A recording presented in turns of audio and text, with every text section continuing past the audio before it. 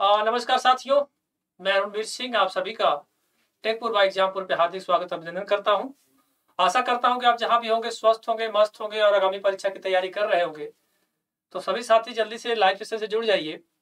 और जैसा कि आपको पता है कि दिवाली का ऑफर है इस समय एग्जामपुर पे 75% डिस्काउंट है। यानी आपको इस दिवाली पे यानी दिवाली धमाका ऑफर है और यह ऑफर मात्र आपको 27 अक्टूबर तक ही उपलब्ध होगा, है ना। यह ऑफर मात्र आपको 27 अक्टूबर तक ही उपलब्ध होगा साथियों। और इसमें दिवाली के साथ आप एग्जामपुर के जितने भी कोर्स हैं आप 75% डिस्काउंट यानी 75% डिस्काउंट आप इन सारे कोर्स पे आपको मिलने वाले हैं। तो जल्दी से आप सभी साथी कोर्स को एनरोल करिएगा और कोड आपको लगाना क्या है, दिवाली 75 क्या लगाना है, दिवाली 75 का कोड यूज करना है, ठीक है। बाकी आप किसी प्रकार की अगर समस्या हो, दिक्कत हो तो हेल्पलाइन नंबर चल रहा है आपके, आप हेल्पलाइन नंबर पे आप कॉल कर सकते हैं एग्जामपुर के, ठीक है। आइए, और आपके साथ साथ साथियों एक अच्छा सा एक चीज और बता दें आपको।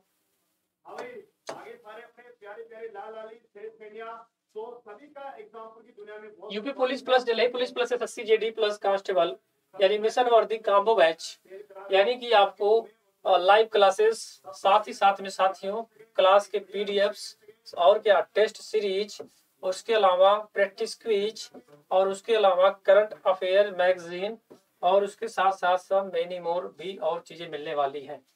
तो जो भी साथी वर्दी का आपके मित्र दोस्त भाई आप खुद स्वयं अगर आपको वर्दी चाहिए तो वर्दी के लिए यूपी पुलिस दिल्ली पुलिस या एसएससी जीडी का मिशन वर्दी काम्बो बैच चल रहा है, तो आप वहां से ज्यादा क्या कर सकते हैं, जुड़ सकते हैं। ज्यादा आप क्या कर सकते हैं, जुड़ सकते हैं।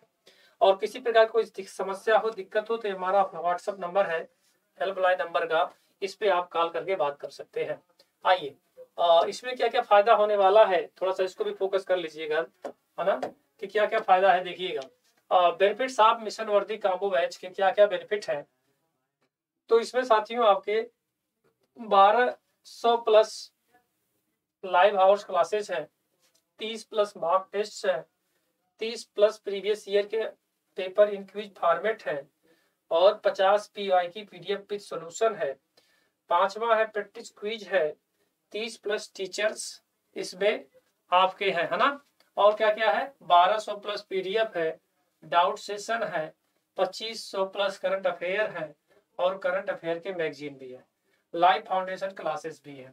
तो इतनी सारी चीजें हैं। तो आइए हम शुरुआत करते हैं आज के सेशन के पहले सवाल की तरफ, है ना। और पहला सवाल आपके स्क्रीन पर दिखाई दे रहा है कि ओम का नियम लागू होता है। पहला सवाल आपके स्क्रीन पर दिखाई दे रहा है कि ओम का नियम लागू होता है, यानी ओम्स का नियम किस पर लागू होता है, जीगर डायोड पर, ट्रांसफार्मर पर, प्रतिरोध पर, दृष्टकारी पर। तो साथियों मैं बता दूं कि ओम्स का नियम जो होता है, ओम का नियम ने क्या कहा था, ओम साहब ने कहा था कि किसी चालक की भौतिक अवस्था अपवर्तित रहे जैसे ताप दाब इत्यादि, तो चालक में प्रवाहित धारा उसके सिरे के विभवांतर के समानुपाती होता है। यानी कि इसमें ताप और दाब क्या हो, कांस्टेंट हो यानी स्थिर हो, यानी कि प्रतिरोध का वही मान क्या हो, स्थिर हो। तो जब स्थिर होता है तो उसे हम कहते हैं ओम्स का नियम। तो ओम का नियम जो होता है साथियों, आप कह सकते हो कि यह आपका प्रतिरोध पर यानी ऑन रेजिस्टेंस पे ही कार्य करता है। किस पे कार्य करता है, रेजिस्टेंस पे ही कार्य करता है। तो अभी हमने कुछ देर पहले बताया कि आई समानुपाती भी, यानी किसी चालक की भौतिक अवस्था अपवर्तित रहे जैसे ताप दाब इत्यादि, तो चालक में प्रवाहित धारा उसके सिरे क्या होता है, विभवांतर के समानुपाती होता है। तो आई समानुपाती भी होता है और इसमें प्रतिरोध का मान क्या होता है, कांस्टेंट होता है। तो कह रहा कि ओम का नियम किस पे लागू होता है, तो ओम का नियम जो होगा आपका इस पे लागू नहीं होगा, किस पे, जीनर डायोड पर नहीं लागू होगा, दृष्टकारी पे नहीं लागू होगा और ना ही ट्रांसफार्मर पे लागू होगा, ओनली आपका प्रतिरोध पर यानी ऑन रेजिस्टेंस पर ही यूज होगा। तो पहले का सी हो जाएगा, क्या हो जाएगा, पहले का सी हो जाएगा, पहले का सी हो जाएगा, ठीक है। तो ओम का नियम का जो नियम लागू होता है वह किस पे होता है, प्रतिरोध पर। किस पे होता है, प्रतिरोध पर। पहले वाले बच्चों का आंसर सही है। आइए हम सेकंड क्वेश्चन की तरफ बढ़ते हैं साथियों।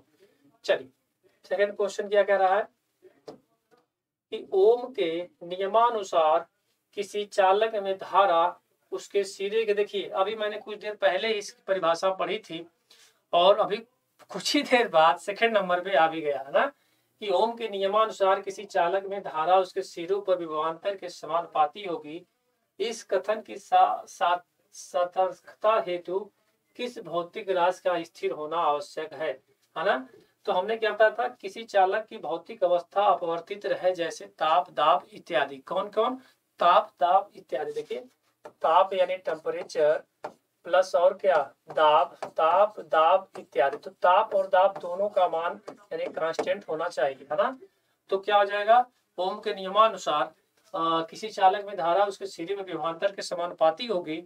इस कथन की सार्थकता हेतु किसी भौतिक राशि की स्थिर होना क्या है, A and B. A and B हो जाएगा, यानी कि ताप और दाब यानी कि टेम्परेचर और प्रेशर दोनों क्या होना चाहिए, कांस्टेंट होना चाहिए। ठीक है, तो क्वेश्चन नंबर 2 का डी होगा। क्वेश्चन नंबर 2 का क्या हो जाएगा, डी हो जाएगा। ठीक है, चलिए आइए क्वेश्चन नंबर 3 की तरफ बढ़ते हैं साथियों। आपके स्क्रीन पर है कि ओम का नियम निम्न में से किस पर कार्य नहीं करता है।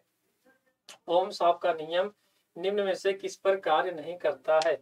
वैक्यूम ट्यूब पर, उच्च धारा परिपथ पर, उच्च वोल्टा परिपथ पर, निम्न धारा परिपथ पर। आसान सवाल है, आराम से सवाल का जवाब दीजिएगा कि ओम का नियम किस पर कार्य नहीं करता। तो ओम का नियम मैं बता दूं साथियों, जो वैक्यूम ट्यूब होता है ना, वैक्यूम ट्यूब जो होता है उस वैक्यूम ट्यूब पर यानी कि खाली यानी रिक्त स्थान पर इसका यूज नहीं होता है। इस पे वैक्यूम ट्यूब पर इसका यूज लागू नहीं होता है। तो ओम का नियम वैक्यूम ट्यूब पर लागू नहीं होता है। बाकी आपका उच्च धारा परिपथ, उच्च वोल्टा परिपथ और निम्न धारा परिपथ में लागू होता है। तो ऑप्शन नंबर आपका क्या हो जाएगा, क्या हो जाएगा, तीसरे का ए हो जाएगा। तीसरे क्या हो जाएगा, ए हो जाएगा। चलिए क्वेश्चन नंबर 4 की तरफ बढ़ते हैं। आपके स्क्रीन पर है, विद्युत परिपथ में धारा निम्न में से किस प्रभाव से प्रभावित होती है। कह रहा है एग्जामिनर आपसे कि विद्युत परिपथ में धारा निम्न में से किस प्रभाव से प्रवाहित होती है।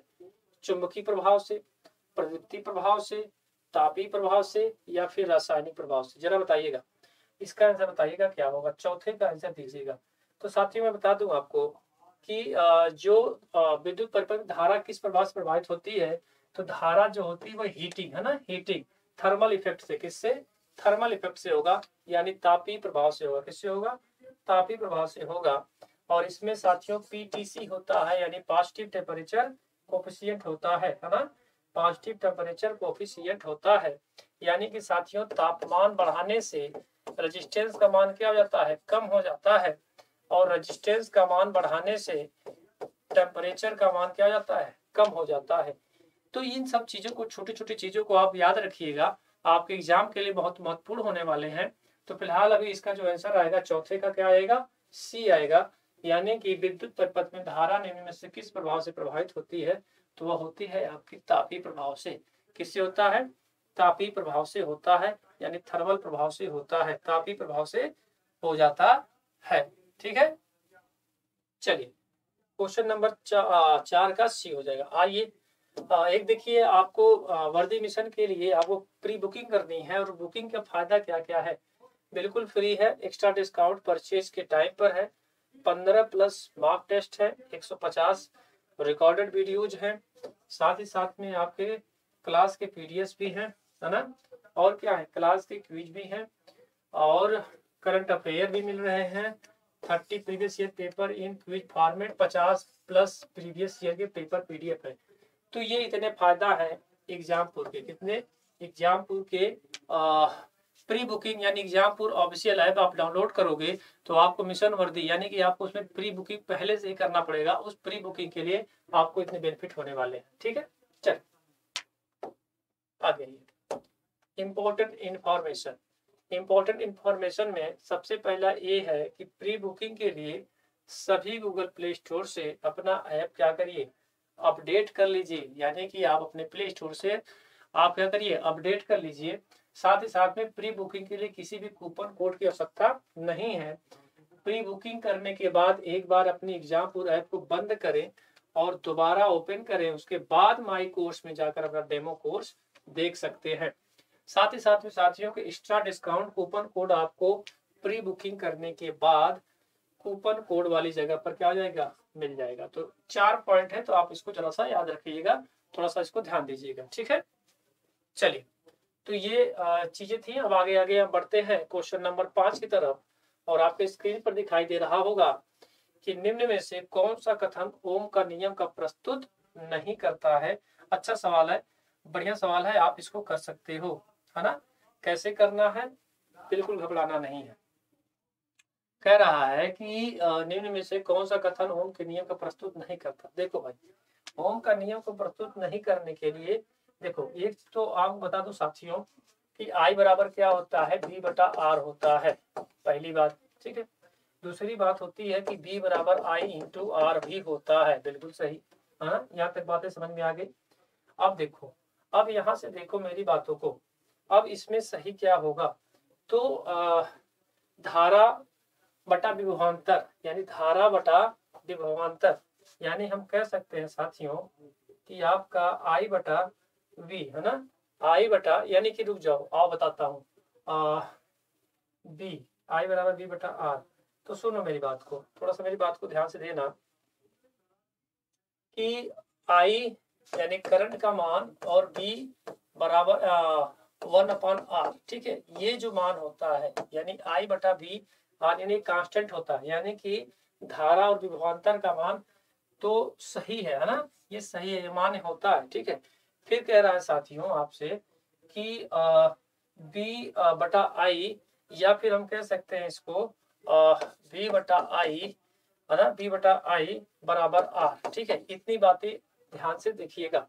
तो आपको जो माने जो आप देखो मेरी बात को सुनो थोड़ा सा। ओम का जो नियम है वह होता है आई बराबर बी बटा आर, आर बराबर बी बटा आई, है ना, और आई बराबर बी बटा आर, आर बराबर बी बटा आई, और आई बी बराबर आई इंटू आर, बी बराबर आई इंटू आर, इतना होता है। अब मिला लीजिए, तो देखो डी में धारा बराबर प्रतिरोध गुण विभवांतर है, तो धारा बराबर प्रतिरोध गुणे विभवांतर कहीं दिखाई दे रहा है, नहीं दिखाई दे रहा है ना। तो फिर ऑप्शन नंबर डी वाला सही हो जाएगा। क्या हो जाएगा, ऑप्शन नंबर डी वाला सही हो जाएगा, है ना।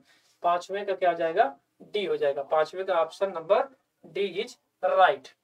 चलिए क्वेश्चन नंबर 6 तरफ बढ़ेंगे कि ओम का नियम किस पर लागू होता है, यानी कि ओम का नियम किस पर लागू होता है।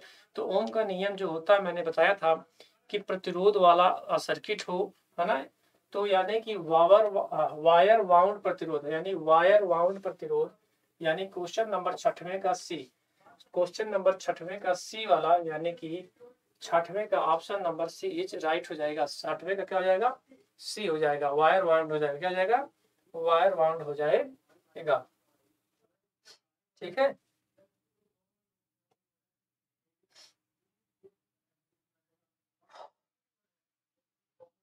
चलिए क्वेश्चन नंबर 7 है, बताइए। क्वेश्चन नंबर 7 है कि निम्न में से सही कथन है किरचॉफ का धारा नियम एक नेटवर्क में केवल एक जंक्शन पर लागू होता है। किरचॉफ का धारा नियम एक नेटवर्क में केवल एक बंद लूप पर लागू होता है। किरचॉफ का धारा नियम एक नेटवर्क में केवल विद्युत परिपथ पर लागू होता है। किरचॉफ का धारा नियम एक नेटवर्क में केवल इलेक्ट्रॉनिक परिपथ पर लागू होता है। तो साथियों किरचॉफ का जो धारा का नियम है वह आपका जंक्शन पर लागू, यानी किरचॉफ के धारा का नियम नेटवर्क में केवल एक जंक्शन पर लागू होता है, यानी 7वें का ए होगा। क्या होगा, 7वें का ए हो जाएगा, ठीक है। चल 8वां क्वेश्चन देखिएगा और आंसर बताइएगा क्या है। कूलाम बल तथा गुरुत्वाकर्षण बल का पालन करते हैं, यानी कूलाम बल तथा गुरुत्वाकर्षण बल का पालन करते हैं, क्या करते हैं। तो देखिए भाई एक कूलाम बल है ना, कूलाम बल साहब का, तो F बराबर के Q1 इंटू Q2 बटा R स्क्वायर, ठीक है। और एक होता है गुरुत्वाकर्षण का F बराबर G m1 इंटू m2 बटा r स्क्वायर, है ना, ये होता है। ठीक है, अब मेरी बात को ध्यान से समझना। k का मान अगर आपसे पूछा जाए तो k बराबर 1/4 पाई ε0, ठीक है, जो इसका मान होता है 9 गुणे 10 टू पावर 9, क्या होता है 9 गुणे 10 की पावर 9 होता है। ठीक है, और रुक जाइए, ये नहीं होगा। ठीक है, 1/4 पाई एप्सिलॉन होगा। ठीक है, अब 4 पाई, अच्छा इसका एप्सिलॉन का मान जो होगा, यानी जो मान आएगा आपका कह सकते हो कि 8.854 यानी 8.854 गुणे 10 टू पावर -12 फेरेड पर मीटर होता है। लेकिन साथियों कुछ चीजों को और बताना चाहता हूँ मैं आपको। के तो ये हो गया, के बराबर 1/4 पाई एप्सिलॉन हो गया, और इसमें जो जी का मान है, इस जी का मान 6.67 गुणे 10 to power -11 newton metre square होता है, न्यूटन मीटर स्क्वायर होता है। तो आप एक चीज नोट किए होंगे, देखा आपने कि कूलाम का बल तथा गुरुत्वाकर्षण बल में क्या हो रहा है, यानी उसकी दूरी की वर्ग क्या होता है, व्युत्क्रमानुपाती के वर्ग क्या है, व्युत्क्रमानुपाती है ना। तो उसके दूरी की वर्ग क्या है, व्युत्क्रमानुपाती है। तो वर्ग के व्युत्क्रमानुपाती का मतलब क्या हो जाएगा, डी वाला ऑप्शन सही हो जाएगा। 8वें का क्या हो जाएगा, डी हो जाएगा। 8वें क्या हो जाएगा, डी हो जाएगा। 8वें क्या हो जाएगा, डी हो जाएगा। 8वें का जो क्वेश्चन होगा वह आपका डी हो जाएगा। ठीक है, चलिए क्वेश्चन नंबर 9 की तरफ बढ़ते हैं साथियों। और आपके स्क्रीन पर सवाल है, बताइएगा जरा कि ओम के नियमानुसार धारा किसी बंद परिपथ में किसके समानुपाती होता है।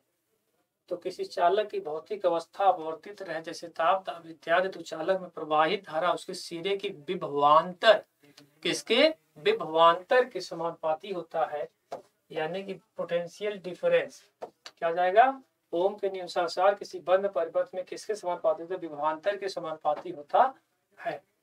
तो क्या हो जाएगा, 9वें का ए हो जाएगा। 9वें क्या हो जाएगा, ए हो जाएगा, यानी आई समानुपाते बी, है ना, आई समानुपाते बी हो जाएगा। क्वेश्चन नंबर 9 का ए हो जाएगा।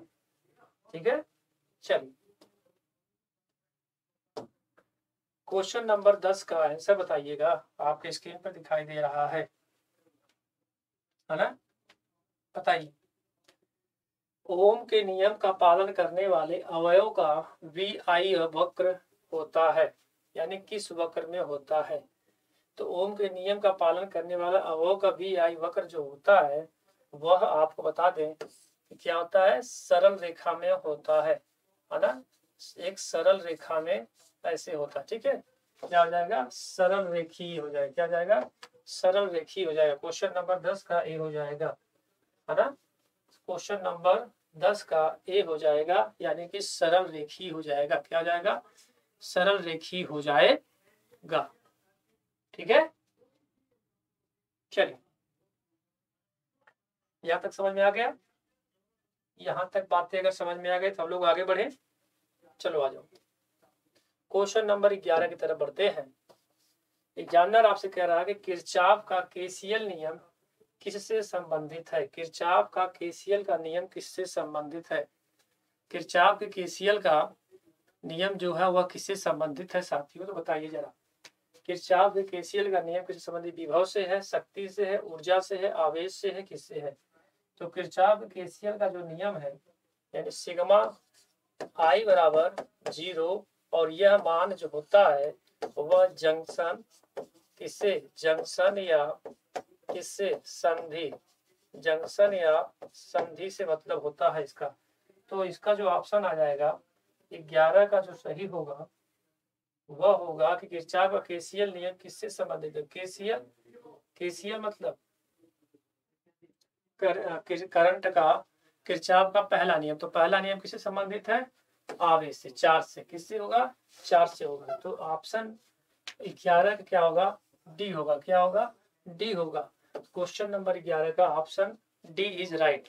क्वेश्चन नंबर 11 का option number D is right. 11 क्या हो जाएगा, डी हो जाएगा। क्या हो जाएगा? डी हो जाएगा। चलिए,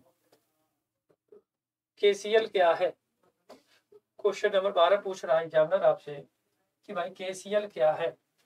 तो केसीएल का मतलब होता है किसी नेटवर्क पे मिलने वाले करंटों का योग, है ना। मान लीजिए कि ये है ना 0, तो किसी बिंदु पर मिलने वाले करंटों का योग क्या होता है? 0 होता है। तो केसीएल क्या है? तो केसीएल जो है वह आपका संधि का नियम है। क्या है?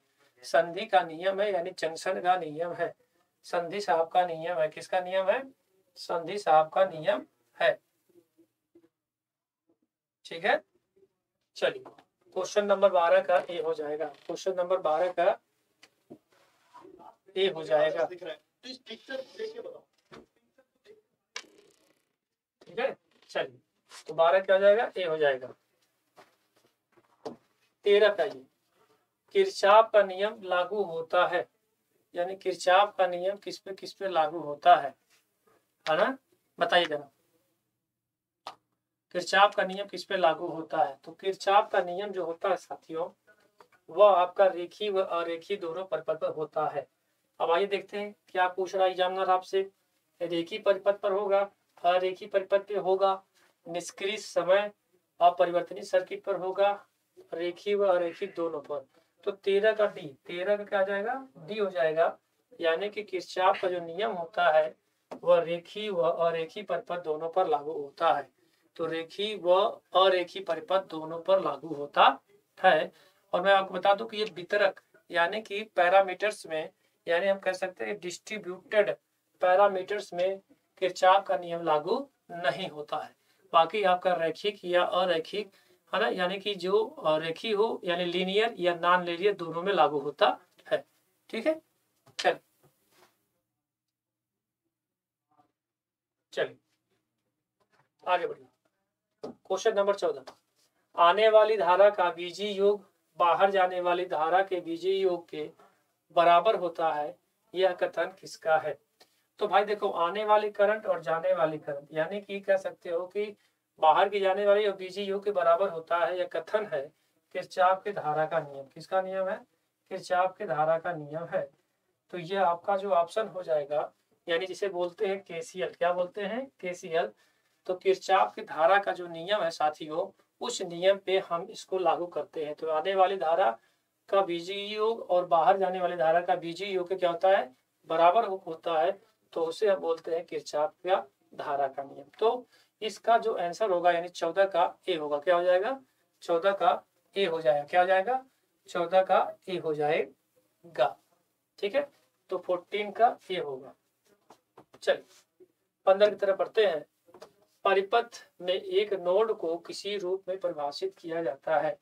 परिपथ में एक नोड को किस रूप में परिभाषित किया जाता है? एलिमेंट का खुला टर्मिनल, बंद परिपथ, अतः संबंध एलिमेंट का समूह, दो या दो से अधिक एलिमेंटों का संधि। तो परिपथ में जो नोड की परिभाषा होती है वह होती है कि दो या दो से अधिक एलिमेंटों की संधि। दो या दो से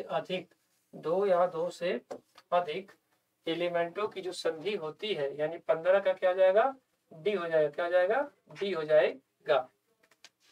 ठीक है, यानी कि आप ऐसे देखे होंगे।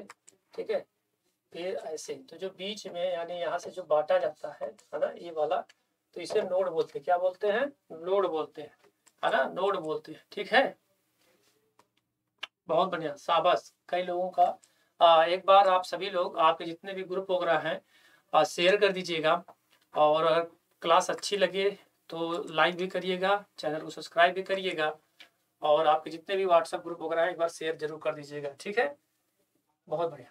चलिए, तो क्वेश्चन नंबर 15 क्या आ जाएगा? डी हो जाएगा। 15 का डी हो जाएगा। आइए क्वेश्चन नंबर 16 की तरफ पढ़ते हैं साथियों। और किरचॉफ का वोल्टा का नियम पूछा। किसका? वोल्टा का नियम। तो ये जो होता है लीप नहीं होगा, क्या होगा? लूप होगा। क्या होगा? लूप होगा। तो किरचॉफ का वोल्टा का नियम को हम क्या कहते हैं? संधि का नियम, नोड का नियम, लूप या मेश नियम, आवेश संरक्षण नियम। बताइए 16 का सी।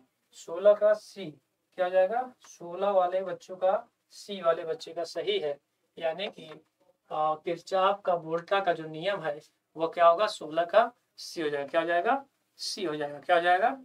सी हो जाएगा। ठीक है, चलिए आगे बढ़ते हैं। 17 नंबर पे सवाल है कि किरचॉफ का वोल्टा नियम निम्न में से किससे संरक्षण से संबंधित है। यानी किरचॉफ का वोल्टा नियम, एक देखो होता है केसीएल, एक होता है केवीएल। एक तो केसीएल साहब होते हैं, एक होते हैं केवीएल साहब। केसीएल साहब को बोलते हैं चार्ज का, किसका, चार्ज का, और इनको केवीएल साहब को बोलते हैं एनर्जी का, किसका, एनर्जी का, है ना, तो एनर्जी साहब का। तो अब मिला लीजिए कौन सा बन रहा है, यानी केसीएल साहब तो चार्ज की तरफ करेंगे, और पूछा क्या है वोल्टा का नियम, तो सेकंड नियम को बोलते हैं वोल्टा का नियम या मेष का नियम। तो 17 क्या हो जाएगा, 17 का ऑप्शन क्या हो जाएगा, एनर्जी साहब का हो जाएगा, यानी कि ऊर्जा, क्या हो जाएगा, ऊर्जा। तो 17 का बी, 17 क्या हो जाएगा, क्वेश्चन नंबर 17 क्या हो जाएगा, बी हो जाएगा, 17 क्या हो जाएगा, बी हो जाएगा। ठीक है, बहुत बढ़िया, कई लोगों का आंसर सही भी आ रहा है ना, क्या बात है। चलिए तो 17 का बी हो जाएगा। ठीक है, चलिए क्वेश्चन नंबर 18 की तरफ बढ़ते हैं साथियों। और आपके स्क्रीन पर दिखाई दे रहा है कि कौन सा नियम यह प्रदर्शित करता है कि प्रत्येक बंद परिपथ में सभी वोल्टेज ड्रॉप का बीजीय योग शून्य होता है।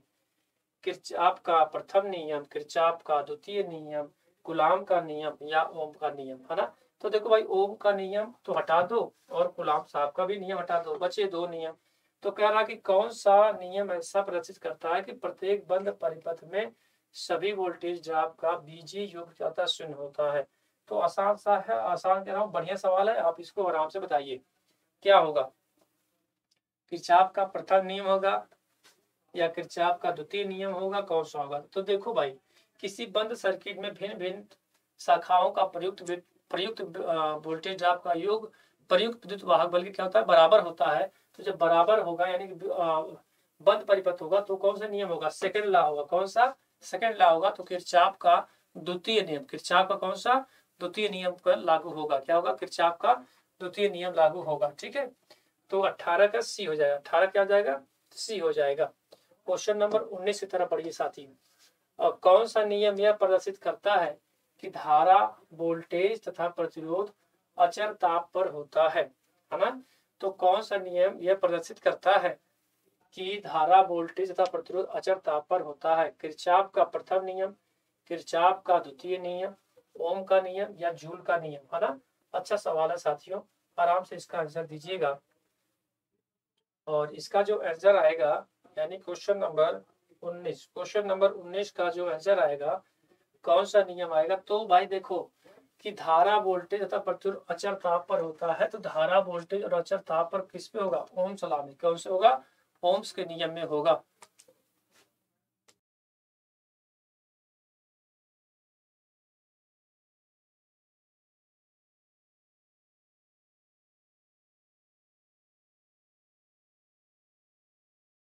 इसका लिंक कैसे मिलेगा।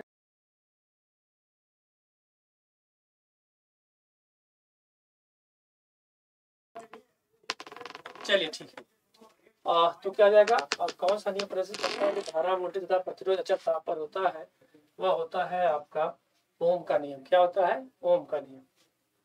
चलिए 20 नंबर पे है, प्रतिरोध से संबंधित नियम क्या है, प्रतिरोध से संबंधित नियम क्या है ना, इसको जरा सा बताइएगा। प्रतिरोध से संबंधित नियम क्या है। तो प्रतिरोध से जो संबंधित नियम होता है वह किससे है। तो प्रतिरोध से संबंधित नियम कौन सा होगा, ओम्स का नियम। कौन सा होगा, ओम का नियम। आसान सवाल है, क्या है इसमें, कुछ दम है। चलिए ठीक है, तो क्या जाएगा, प्रतिरोध से संबंधित नियम क्या है, ओम का नियम। क्या है, ओम का नियम। अच्छा एक चीज है, आपको देखिए आप स्क्रीन पर है कि प्री बुकिंग कैसे करें। तो प्री बुकिंग करने के लिए step first, step second, step third होता है। और इसमें साथियों स्टेप 4 भी हो, स्टेप 5 भी है। तो आपको क्या करना है कि आपको सबसे पहले एग्जामपुर ऑफिशियल ऐप को क्या करना है, इंस्टॉल करना है। उसके साथ इसका स्टेप सेकंड पे जाना है, यानी कि आपको मोबाइल नंबर को रजिस्ट्रेशन करना है। फिर साथ में साथियों आपका जो भी डाटा हो उसको फिल करिए। फिर आपका एग्जामपुर ऑफिशियल ऑन होगा, जिसे हम बोलते हैं सपनों के, जिसे जहाँ पर लिखा होगा सपनों के इस जगह में आपका स्वागत है, हम एग्जामपुर कलम से क्रांति और इसमें आपको डेमो लेना है, यानी डेमो कह रहा हूँ, यानी मिशन वर्दी का। तो मिशन वर्दी का आपको अगर लेना है तो आप मिशन वर्दी के कोर्स को परचेज कर सकते हैं। अच्छा ठीक है, ये तो हो गया। अब आइए हम आपको कुछ एक्स्ट्रा चीजें बता देते हैं। कुछ चीजें एक्स्ट्रा चीज का मतलब ये होता है साथियों कि जैसे मान लीजिए अगर आपको कुछ डाटा मैं आपको दिखा दूं, जैसे मान लीजिए कि ओम का नियम है ना, कि भाई ओम का नियम क्या है, किस तरह से, कुछ यहाँ से महत्वपूर्ण पॉइंट को लिखवा दो, फिर किरचॉफ के नियम से कुछ महत्वपूर्ण पॉइंट लिखवा देता हूँ। तो जैसे मान लीजिए अगर मैं लिखवा देता हूँ आपको क्या, कि भाई ओम का नियम क्या लिखवा दूं, ओम का नियम क्या लिखवा दूं, ओम का नियम क्या लिखवा दूं, ओम का नियम। तो मेरी बातों को थोड़ा सा याद रखना। महत्वपूर्ण बिंदु आप हेडिंग डाल लीजिएगा छोटा सा, यानी आपके एग्जाम के लिए महत्वपूर्ण होने वाला है। तो महत्वपूर्ण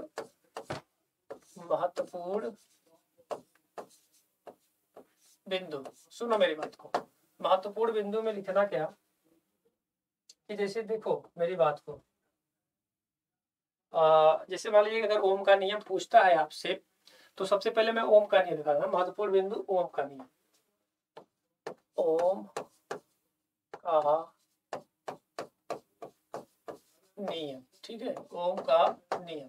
तो आओ इसमें कुछ पॉइंट मैं आपको लिखवा देता हूँ, आप लोग लिखते जाइएगा। जैसे मान लीजिए मैं लिखवा देता हूँ आपको कि ओम का नियम किसी परिपथ पर तभी कार्य करता है, ओम का नियम, ओम का नियम है ना, ओम का नियम किसी परिपथ पर, किसी परिपथ पर, किसी परिपथ पर तभी कार्य करता है, तभी कार्य करता है जब इसमें r का मान क्या हो, कांस्टेंट हो या स्थिर हो। तो ओम का नियम किसी परिपथ पर तभी कार्य करता है जब प्रतिरोध क्या हो, स्थिर हो, जब प्रतिरोध क्या हो, स्थिर हो, क्या हो, स्थिर हो। ठीक है, चलिए एक पॉइंट और नोट करिएगा। ओम का नियम, ओम का नियम AC व DC दोनों पर कार्य करती है।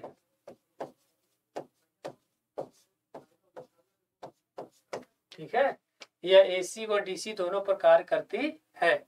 ओम का नियम AC और DC दोनों पर कार्य करती है। ठीक है, और नीचे लिखिएगा ओम का नियम रेखीय व निष्क्रिय है ना, ओम का जो नियम है वह रेखीय, निष्क्रिय, रेखीय और किस पे, निष्क्रिय। ठीक है, रुक जाओ, किस पे, रेखी, यानी मतलब समझ रहे हैं, यानी रेखी पे, और निष्क्रिय एवं निष्क्रिय, किस पे, रेखी, निष्क्रिय और द्विदिशीय, यानी कि दोनों दिशा में है ना, द्विदिशीय युक्तियों पर, द्विदिशीय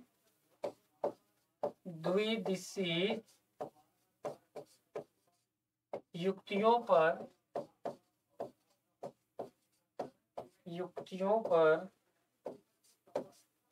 कार्य करती है। यानी ओम का नियम रेखीय, निष्क्रिय और किस पे, द्विदिशीय युक्तियों पर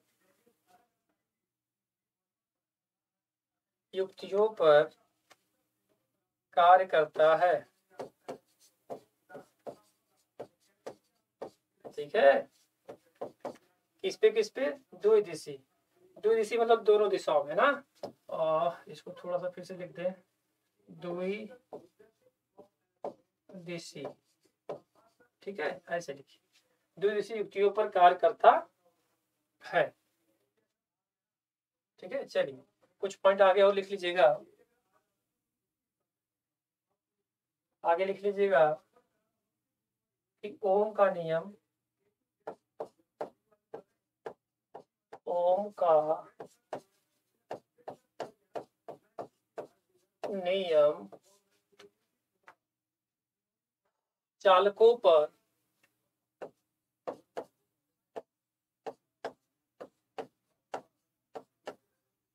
पूर्ण रूप से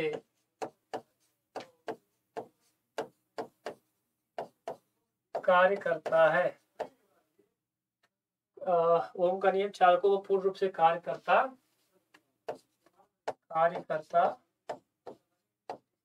है।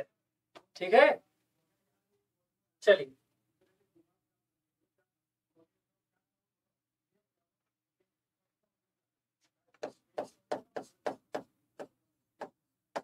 ओम का नियम किस पे नहीं लगता है? वैक्यूम ट्यूब पर, यानी ओम का नियम आर्क लैंप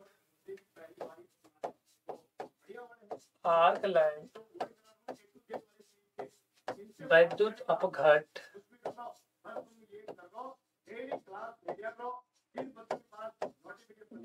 अपघट और किस पे?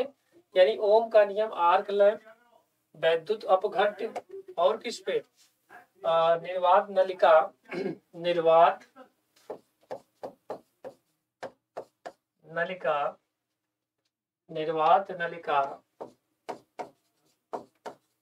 तथा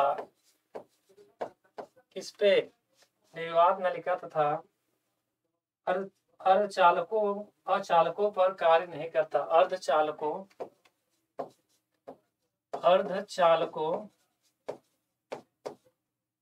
तथा अचालकों पर कार्य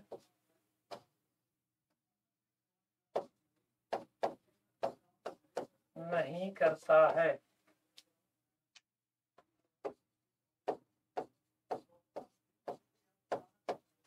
ठीक है, ओम का नियम आर्क लैंप विद्युत अपघट निर्वात नलिका तथा अर्धचालकों तथा अचालकों पर कार्य नहीं करता है। ठीक है, हो गई बातें।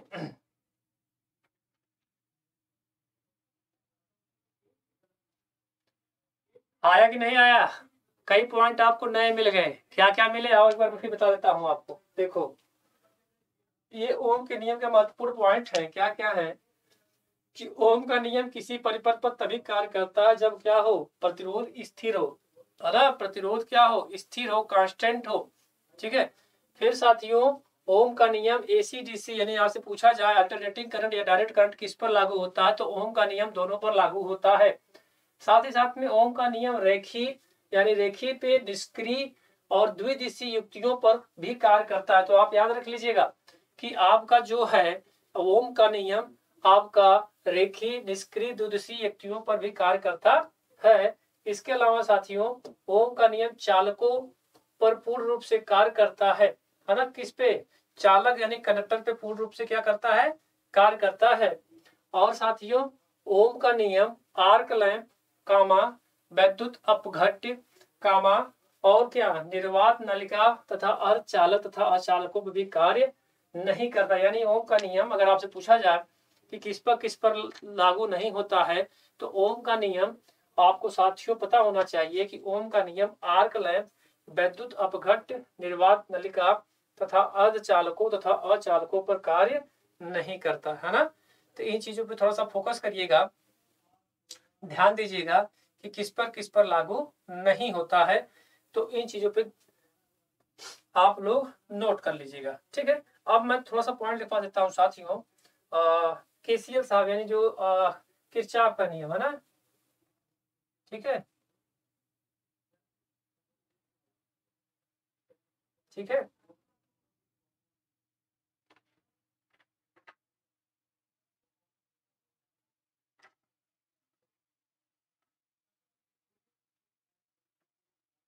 लिख लीजिएगा किरचॉफ का नियम, किरचॉफ का नियम। ठीक है, किरचॉफ का नियम में लिखिएगा, क्या लिखिएगा? लिखिएगा किरचॉफ का नियम। किरचॉफ का नियम में लिखिएगा किरचॉफ के दोनों नियम किरचॉफ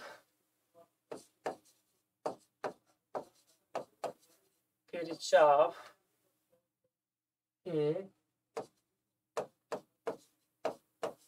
दोनों नियम, किरचॉफ के दोनों नियम AC व DC, AC DC, एक दिशी, द्विदिशी, एक दिशी,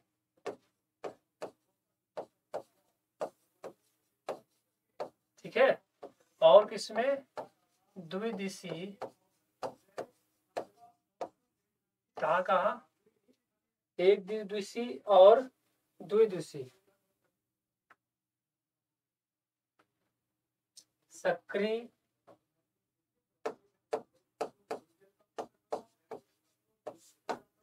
निष्क्रिय,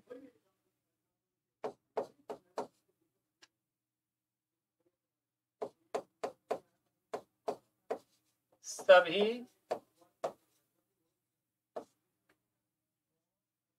प्रकार के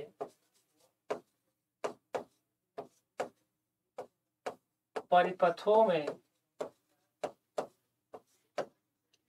यूज किया जाता है।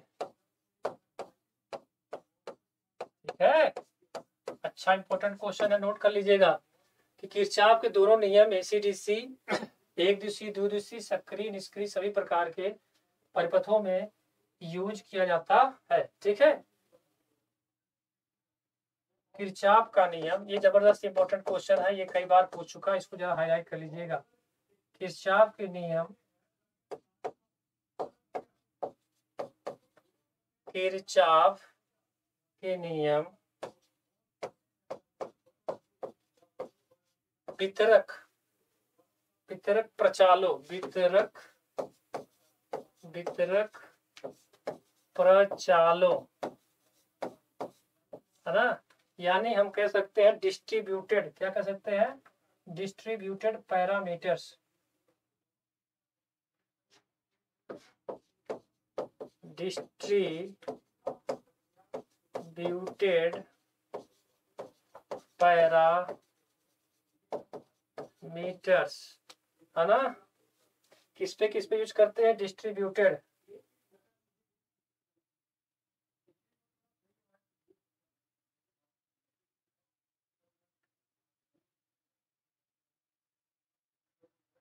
किरचॉफ के नियम वितरक प्रचालों यानी डिस्ट्रीब्यूटेड पैरामीटर्स में यूज नहीं किया जाता है, यूज, या हम कह सकते हैं लागू नहीं होता है ना, वितरक प्रचालों में यूज में लागू नहीं होता। ठीक है, यानी डिस्ट्रीब्यूटेड पैरामीटर्स में लागू नहीं होता है। ठीक है, यानी किरचॉफ के दोनों नियम AC/DC, एक दिशी या द्विदिशी या सक्रिय या निष्क्रिय सभी प्रकार के परिपथों में यूज किया जाता है, लेकिन किरचॉफ के नियम वितरक प्रचालों, है ना, वितरक प्रचालों मतलब डिस्ट्रीब्यूटेड पैरामीटर्स में यूज नहीं किया जाता। इस चीज को थोड़ा सा नोट कर लीजिएगा, अच्छे क्वेश्चन है, प्रचालों। ठीक है, प्रचालों,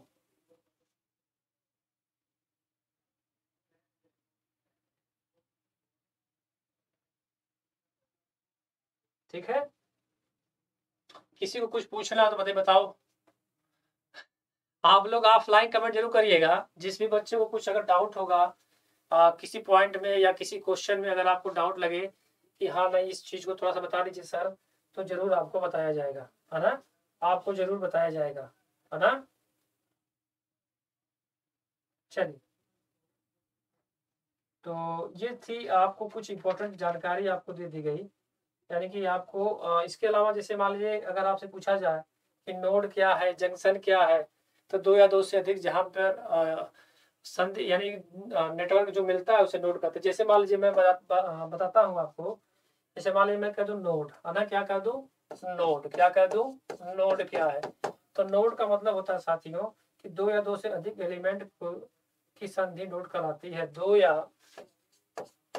दो या दो से अधिक, दो या दो से अधिक, है ना, दो या दो से अधिक एलिमेंट की संधि, एलिमेंटों की, एलिमेंटों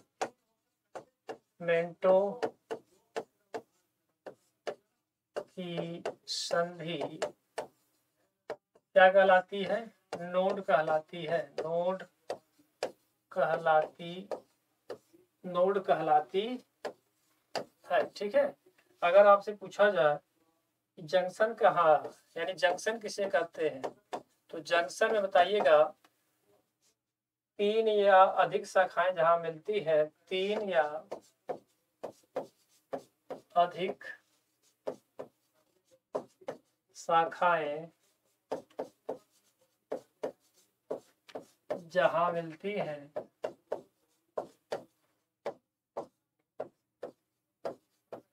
हाँ, उसे जंक्शन कहते हैं।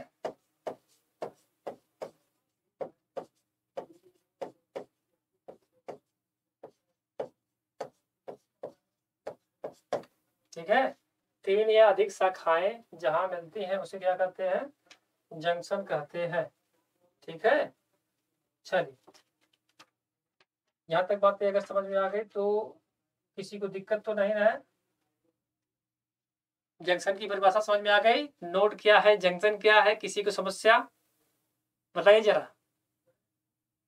किसी भाई को? नहीं, कोई बात नहीं, चलो अच्छी बात है, जंक्शन हो गया। एक पॉइंट और लिख ले, मैं लिखवा देता हूँ आपको कि लूप क्या होता है। अगर आपके सामने लूप शब्द दिखाई दे, क्या दे? लूप। तो लूप की भी परिभाषा लिख लीजिए। एक ऐसा बंद परिपथ, एक ऐसा बंद परिपथ, एक ऐसा बंद परिपथ, यानी कि ऐसा बंद परिपथ जो हो जिसमें विद्युत धारा का प्रवाह, एक ऐसा बंद परिपथ जिसमें विद्युत परिपथ का प्रवाह हो, यानी कि जिसमें क्या हो, जिसमें विद्युत धारा का प्रवाह होता है, जिसमें विद्युत धारा का प्रवाह होता है। एक ऐसा बंद परिपथ जिसमें विद्युत धारा का प्रवाह हो, लूप कहलाता है। क्या कहलाता है? लूप कहलाता है। लूप कहलाता है। ठीक है। तो ये छोटी छोटी परिभाषाएं थी, आप इसके साथ साथ इसको भी नोट कर लीजिएगा, आपको बेनिफिट होने वाला है, बहुत कुछ इससे सीखने को मिलेगा जो कि आपको एग्जाम में कहीं ना कहीं आपसे क्वेश्चन पूछ सकता है। तो कुछ एमसीक्यू मैंने कराया आज आपके लिए, और कुछ मैंने आपको कुछ इंपॉर्टेंट पॉइंट भी नोट करा दिया, है ना। तो इन सब चीजों पर थोड़ा सा ध्यान दीजिएगा, और आशा करते हैं कि आप लोगों को क्लास आज की अच्छी लगी होगी। तो फिर मिलते हैं कल, तब तक आप लोग अपना ख्याल रखिएगा, ध्यान रखिएगा, और खूब मस्ती से पढ़ाई करिएगा। सबको राम राम, सबको जय हिंद, सबको जय एग्जामपुर, है ना। तो फिर मिलते हैं कल, तब तक आप लोग अपना ख्याल रखिएगा, ध्यान रखिएगा। जय हिंद, जय भारत।